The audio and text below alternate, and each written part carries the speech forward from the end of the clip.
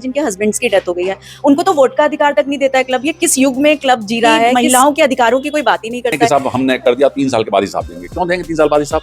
आप अगर पैसा ले रहे हैं, जबरदस्ती पैसा ले रहे हैं, तो आप क्यों नहीं ये करना चाहते कि आप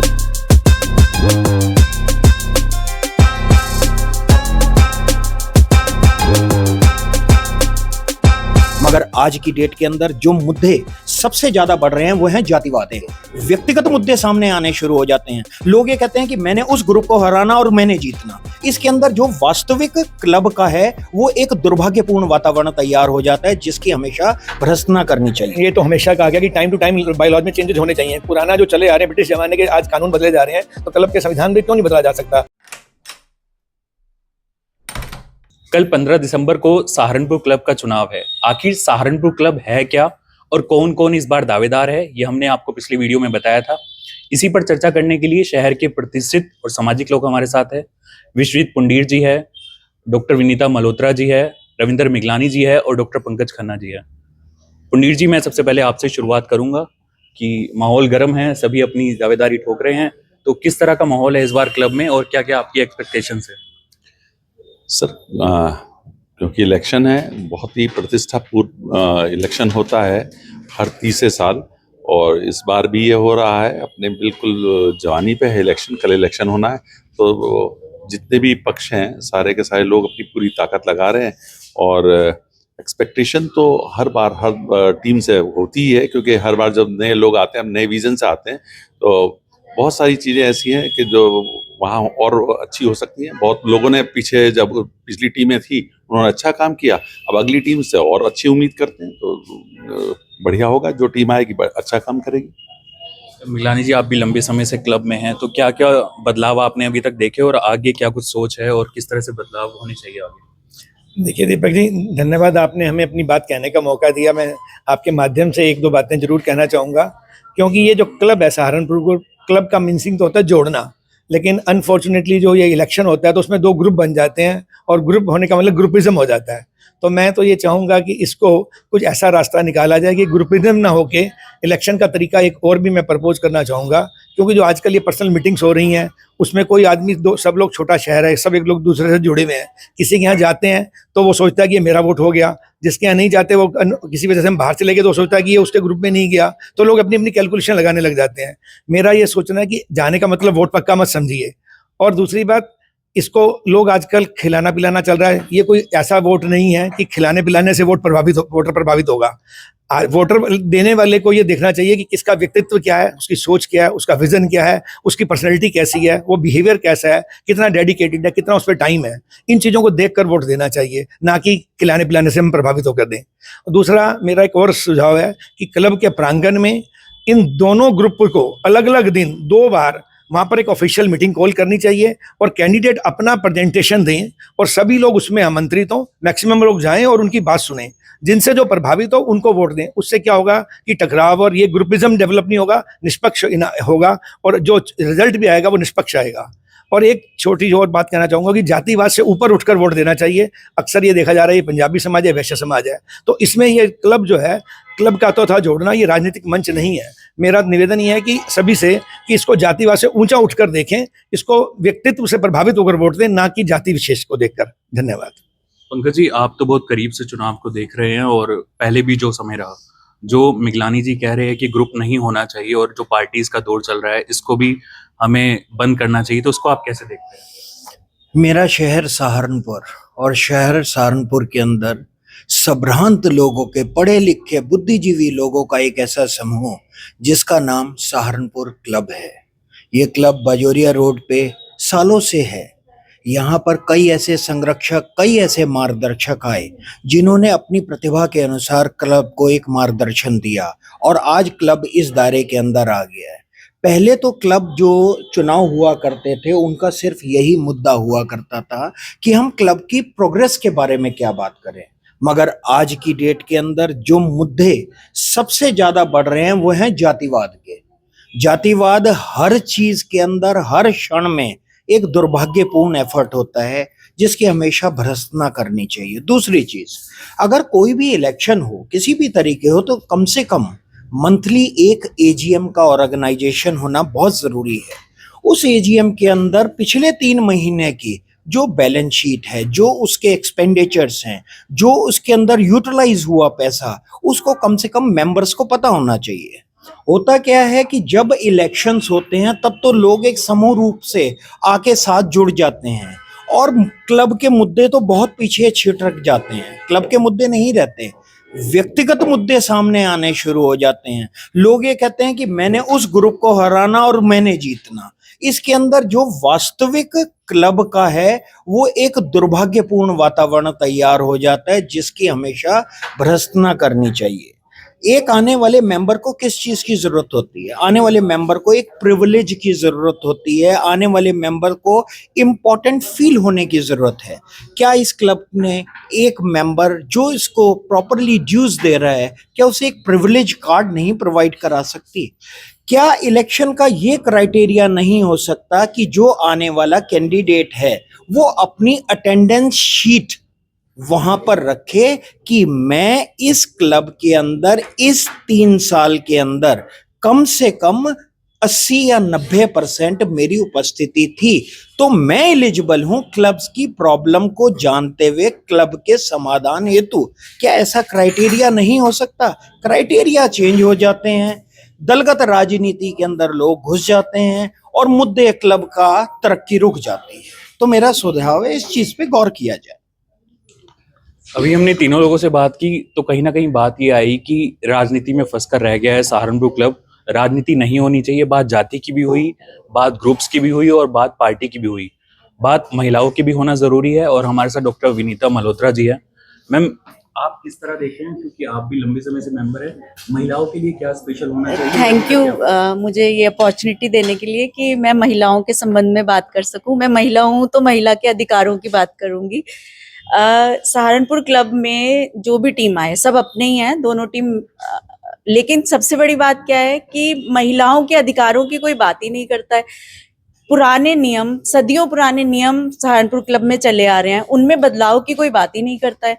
स्त्रियों से संबंधित जितनी भी चीजें हैं उनके बारे में कोई बात नहीं करता। खासतौर से मैं उन महिलाओं के बारे में बोलना चाहूंगी जिनके हस्बैंड्स की डेथ हो गई है, उनको तो वोट का अधिकार तक नहीं देता है क्लब। ये किस युग में क्लब जी रहा है, किस युग की नियमों का पालन क्लब कर रहा है? मेरे हिसाब से जब हमारे देश का संविधान बदल सकता है तो क्लब के नियम क्यों नहीं बदले जा सकते? जो भी नई टीम आए उससे हमारी पूरी ये अपेक्षा है कि वो हमारी इस महिलाओं के लिए क्लब के नियमों में बदलाव करे। हम जिस प्रकार से हमारा कानून हमें नेचुरल सक्सेसर मानता है, महिलाओं को हस्बैंड की डेथ के बाद नेचुरल सक्सेसर माना जाता है, ऐसे क्लब में भी नेचुरल सक्सेसर माना जाना चाहिए और उनको वोट का अधिकार मिलना चाहिए। इसके अलावा क्लब के विकास में भी महिलाओं की भागीदारी सुनिश्चित की जानी चाहिए। हमारा तो जो भी टीम आए उससे यही अपेक्षा है। पुनीत जी, मेरा आपसे सवाल है कि जैसे मैम ने कहा कि महिलाओं को वोट का अधिकार मिलना चाहिए जिनके साथ कोई एक्सीडेंट हो गया है, और दूसरी बात पंकज खन्ना जी ने रखी कि जो चीजें हैं जिसकी प्रेजेंस सबसे ज्यादा है ग्रुप में, आखिर उसको चुनना चाहिए। इसको आप किस तरीके से देखते हैं? जो पंकज जी ने बात कही, जो मिगलानी साहब ने बात कही और जो विनीता जी ने बात कही, तीनों बातें ऑलमोस्ट एक ही लेवल पर जा रही हैं कि संविधान जो क्लब का है उसको बहुत पुराना हो गया है और ये बहुत कोई लंबी चौड़ी बात नहीं है। हम इस क्लब के जितने भी मेंबर हैं, इस शहर वाले हैं, इस क्लब की बेहतरी के लिए इसके अंदर अच्छे अच्छे जो सुझाव आ रहे हैं, जैसे ये बहुत बड़ी बात है कि एक महिला अपने पति के बाद उसकी नेचुरल सक्सेसर है, लीगल सक्सेसर है, उसकी हर चीज की, हर प्रॉपर्टी की। वो महिला जो अपने पति के साथ लगातार जा रही है, उस पूरे क्लब को एंजॉय कर रही है, उसके बाद क्यों उसको वो क्लब एकदम डिस्कार्ड कर सकता है? कैसे डिस्कार्ड कर सकता है? बहुत वाजिब सवाल है, बहुत ही जेन्युइन सवाल है। पंकज जी ने कहा कि जो लोग वहाँ बार बार जा रहे हैं, लगातार जा रहे हैं, उनको ज़्यादा मालूम है कि क्लब के अंदर क्या प्रॉब्लम है, कैसे उनका सॉल्यूशन है, क्या क्या चीज़ें चाहिए। बहुत बहुत बड़ी बात है। और मिगलानी साहब ने भी कहा कि ये तरीका जो पुराना, सदियों पुराना तरीका है कि साहब तुम वैश्य बिरादरी हो गए और तुम ये हो गए और तुम वो हो गए, तो ये ना होकर मेरे हिसाब से दोनों पक्ष या तीनों पक्ष या 10 पक्ष वहाँ जाएं और एक जैसे होना चाहिए। आजकल स्मार्ट तरीका क्या है कि आप अपनी बात कहें, सारे एक हाउस बुला लिया जाए, 1 दिन या 2 दिन के लिए, जो आना चाहे आ जाए, हर आदमी को बोलने का मौका दिया जाए, इर्रेस्पेक्टिव ऑफ हिज बिरादरी। वो वहाँ जाए, अपनी बात कहे, अपनी बात बताए कि मैं क्या चाहता हूँ करना। फॉर एग्जाम्पल, अभी जब भी वहाँ जैसे अभी पंकज जी ने कहा कि हिसाब मिलना चाहिए, भाई मिलना चाहिए। जब ये किसी की पब्लिक प्रॉपर्टी नहीं है, ये ऐसा नहीं है कि साहब हमने कर दिया 3 साल के बाद हिसाब देंगे। क्यों देंगे 3 साल बाद हिसाब? आप अगर पैसा ले रहे हैं, जबरदस्ती पैसा ले रहे हैं, तो आप क्यों नहीं ये करना चाहते कि आप उनको हर बार उनको जब भी कोई खर्चा खत्म हो जाता है या कोई मीटिंग खत्म हो जाती है तो उसका हिसाब रखने में क्या दिक्कत है? कितने सीए वहां बैठे हुए हैं, एक ऑडिट कमेटी बन जानी चाहिए। और एक तरीका ये भी हो सकता है कि सीनियर आदमी को हर बार किसी एक सीनियर को बिल्कुल निर्विरोध ये कहेगा कि साहब ये सीनियरिटी का लिहाज करते हुए हम इसको ले रहे हैं, ताकि रेस्पेक्ट भी बनी रहे, बड़े छोटे का लिहाज भी बना रहे। महिलाओं के अलावा बुजुर्गों की भी बात करनी चाहिए, करनी पड़ेगी नई टीम को, और सोचना पड़ेगा। और ये छोटे छोटे बदलाव किए जा सकते हैं। खास तौर से ये जो जब मीटिंग होती है तो पार्किंग की व्यवस्था वहाँ बिल्कुल नहीं है। पार्किंग के लिए अधिकतर हमने देखा कि यहाँ से लेकर वहाँ तक लंबी लंबी लाइन लग जाती है। तो बेसमेंट पार्किंग बनाई जा सकती है। उस विजन के साथ काम करें। और नए जो सोच है, वो सोच यही है कि हमको सोचना पड़ेगा कि एक आदमी को उसका अधिकार अगर सरकार हर जगह देती है, बैंक देती है, तो क्लब क्यों नहीं देगा? ये अच्छा सुझाव है, मैं तो समर्थन आपने करता एक हूं। बड़ी बात कही है कि सर्वसम्मति से किसी का चुनाव हो जाए और इलेक्शन ना हो। कम से कम 1 या 2, जैसे 4 लोग होते हैं, कम से कम 1 या 2 जरूर आना चाहिए। मेरा मानना क्या है कि कुछ भले लोग ऐसे हैं जिनके तजुर्बे का, जिनके नाम का ये क्लब फायदा उठा सकता है, जिनके पेशेंस का। कहीं ना कहीं उस 4 आदमियों की जो एक कमेटी है, उसका बेसिक पर्पस क्या है? क्लबिंग। उसका बेसिक पर्पस है पूरे शहर को जोड़ना। क्योंकि हम पूरे शहर को जोड़ना चाहते हैं, तो हम ये चाहते हैं कि भाई वो आदमी ऐसे हों जो हर समाज के हों, सब समाज उनका लिहाज कर रहा हो। तो ऐसा कुछ हो जाए तो अच्छा है। बात आई कि खर्चा पानी जो होता है, जो भी हिसाब होता है, वो सबके सामने आए। बकायदा जो 3 साल बाद दिया जाता है वो टाइम टू टाइम दिया जाए। पंकज जी, और क्या कुछ चेंजेस होने चाहिए, हम आपसे जानना चाहते हैं। क्लब के अंदर जो सबसे ज्यादा प्रॉब्लम हो रही है, वो जगह हमारे पास उतनी लिमिटेड है, मगर हमारे पास मेंबरशिप इंक्रीज होती जा रही है। तो एक जब क्लब नाइट होती है तो इतना बड़ा सैचुरेशन पॉइंट आ जाता है। उस सैचुरेशन पॉइंट के अंदर सबसे बड़ी प्रॉब्लम वहाँ की व्यवस्था की आ जाती है।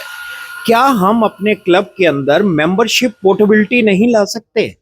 जो लोग जिनकी डेथ हो गई है, या जो यहाँ से सिटी छोड़ के या फिर वो देश छोड़ के जा चुके हैं, वो अपनी मेंबरशिप को क्लब के अंदर सिलेंडर कर दे और उनको एक रॉयल्टी मिल जाए क्लब के अंदर जो उनकी मेंबरशिप थी।